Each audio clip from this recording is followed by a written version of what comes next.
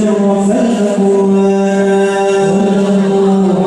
بالنور أن في بطنها فاستبشر ولنا المرام وطلعت العوان سبحان الله والحمد لله سبحان الله والحمد لله ولا إله إلا الله والله أكبر سبحان الله والحمد لله ولا إله إلا الله والله أكبر ولا حول ولا قوة إلا بالله العلي العظيم وبين فجر الشمس الهدى ظهر الحبيب مكرما ومصانا صلى الله على محمد صلى الله عليه وسلم صلى الله رسول سلام عليك يا حبيب سلام عليك صلوات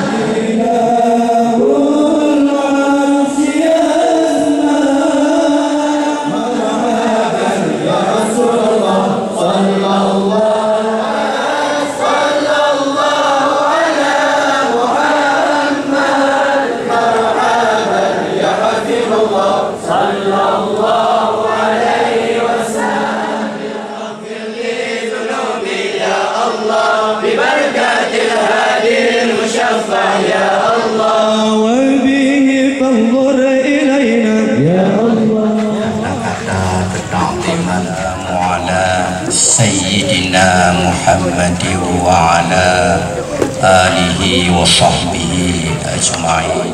Min haitsu la yahtasib. Rujuk rezeki oleh Allah, bah tempat tidak diduga-duga. Imam Syafi'i gua dirham, situ ribe dirham. Gua situ ribe dirham. Golong utama ku pertama nak kampung jambu, kampung empat, rupiah dan kemudian ada kampung ini. Mampan itu pun dia urut ibu kita luar, mungkin ramai-ramai menjual tak ada jambunya di luar Makkah.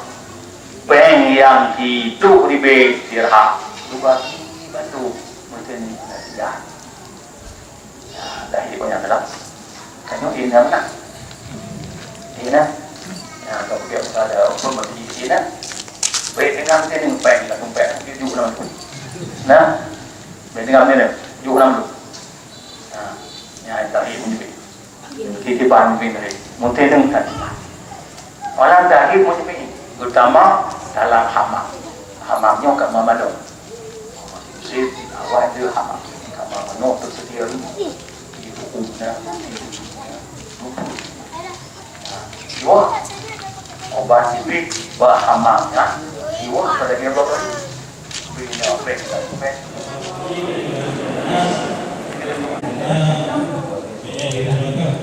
Silakan, Ronon dulu.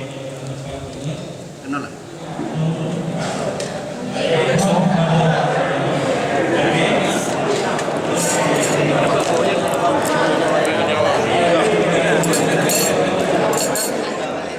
Membaca Diyaul Lamek karangan Habib Umar bin Hafiz yang isinya itu adalah salawat-salawat, syair-syair yang cukup luar biasa, bersemangat. Bisa kita lihat tadi begitu bersemangatnya kita membaca syair-syair Diyaul Lamek, isinya tentang selawat-selawat kepada Rasulullah sallallahu alaihi wasallam.